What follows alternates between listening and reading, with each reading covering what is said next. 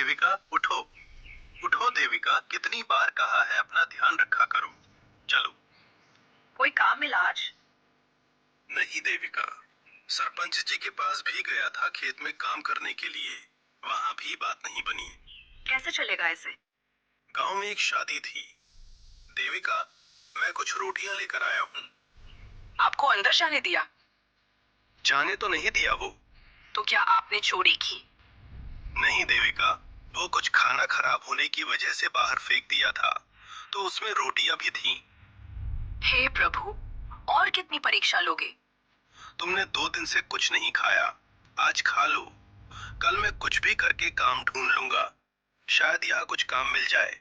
लाला जी, कोई काम मिलेगा? सामान तोलने का हिसाब किताब या फिर सामान उठाने का?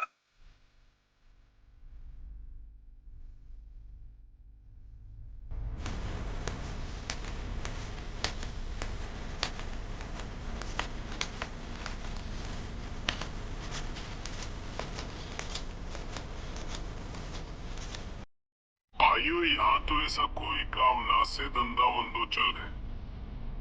ठीक है लाला जी, भाई कुछ काम मिलेगा, बर्तन धोने का, चाय बनाने का या फिर सामान लाने का, कुछ भी काम हो। अरे आगे बढ़ो भाई, 2 लोग ढंग से आते नहीं है चाय पीने, मैं ही पूरा दिन मक्खी मारता रहता हूँ। प्रणाम सरपंच जी। कहो रामू, कैसे आना हुआ? काम की तलाश में हूँ। घर की आर्थिक हालत बद से बदतर हो गई है, आप कुछ काम दे देते तो। अभी तो मेरे पास कोई काम नहीं है। 1 हफ्ते रुक जाओ रामू, फसल कटाई शुरू हो गई तो कर लेना काम। 1 हफ्ता? ठीक है सरपंच जी, चलता हूँ।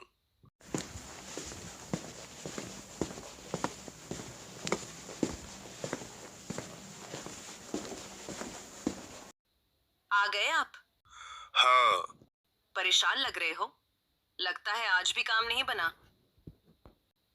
पता नहीं किस्मत में क्या लिखा है। अच्छा ही लिखा है बस। कुछ परीक्षा के दिन चल रहे हैं, खत्म हो जाएंगे। जाओ मुंह हाथ धो लो। अरे, ये मिठाई कहाँ से आई? ये लो, पड़ोस से संगीता भाभी देकर गई थी, उनकी बेटी के बेटा हुआ है। तुमने नहीं खाया? कभी अकेले में कुछ खाया है जो अब खाऊंगी? अब दोनों साथ में खाएंगे।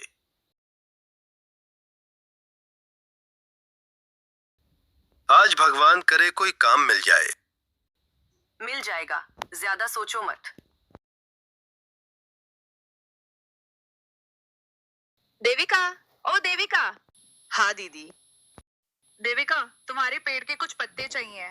कौन से पेड़ के दीदी? यही जो आंगन में लगा है। दीदी, जितने चाहिए उतने ले लो। वैसे आप इन पत्तों का क्या करोगी?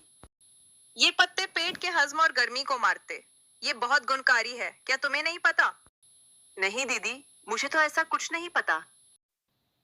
आज भी काम नहीं मिला देविका।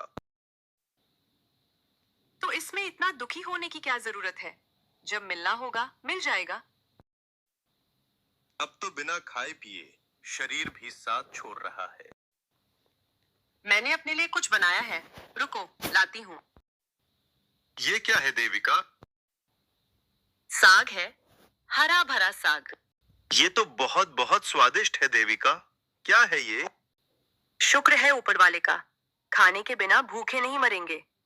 अपने आंगन में जो पेड़ है उसके पत्तों का साग है ये। क्या सच में? और बहुत गुणकारी है ये अपना पेड़।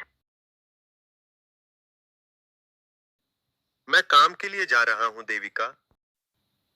अगर बुरा ना मानो तो एक बात कहूं?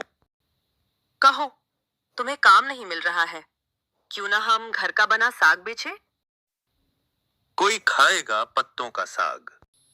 हम किसी को बताकर थोड़ी बेचेंगे। और वैसे भी तुम्हें पसंद आया था ना? बात तो सही है, कोशिश करके देख लेते हैं। अरे रामू भाई, क्या है ये? हरा भरा साग है भाई, और किसके साथ खाना है? अभी तो ऐसे ही खाकर देख लो, जरा मुझे भी देना। अरे वाह वाह वाह, बहुत मजेदार है। हाँ हाँ, जरा एक और देना भाई। दाम दाम क्या है भाई? दाम दाम 10 रुपए एक का। ये लो भाई, 20 रुपए मेरे भी। देखा देविका, ऊपर वाले ने तुम्हारी सुन ली। अब से यही काम होगा। कल से साग के साथ चावल और रोटी भी बनाऊंगी। क्या बेच रहे हो भाई? साग है सरपंच जी। साग जरा खिलाओ तो। वाह भाई, ये तो कमाल का साग है। थोड़ा घर के लिए भी बांध देना। और दाम क्या हुआ? जल्दी करो, कब से खड़ा हूं भाई। सुनो, आओ भाई। भीषण बारिश से कई गांव के घर बह गए हैं। सरकार ने सबको घर में रहने की सलाह दी है। ईश्वर का बहुत बहुत धन्यवाद। शायद ही बारिश हमारा ये कच्चा घर सह ही नहीं पाता। हाँ, कुछ भी गलत होने से पहले ही ऊपर वाले ने हमें सुरक्षित कर दिया। ये क्या हुआ? ये क्या हो गया? हे ईश्वर, रात की बारिश ने हमारे जीवन की सबसे बड़ी ढाल को गिरा दिया। राधिका, तुम्हारे बिना तो हमारा जीवन ही व्यर्थ है। एक ही तो आज थे तुम। जीवन कभी किसी का व्यर्थ नहीं जाता। जो पाया तुमने वो अपनी मेहनत से पाया। मैं तो बस साथ था। लेकिन अब क्या करेंगे? क्या जीवन फिर से वैसे ही हो जाएगा? भूखे मरने की नौबत? नहीं, अब ऐसा कुछ नहीं होगा। मैं आगे भी तुम्हारे साथ ही रहूंगा, नए रूप में। मेरे फूलों को तोड़कर यहीं दबा देना। कुछ दिनों बाद पेड़ के फूल से फिर से एक सुंदर नया पेड़ बन जाता है। रामू और राधिका फिर से अपना ढाबा खोल लेते हैं और गांव के सबसे अमीर आदमी बन जाते हैं। कहानी से सीख, मुसीबत कितनी भी बड़ी क्यों न हो, हमें हिम्मत नहीं हारनी चाहिए।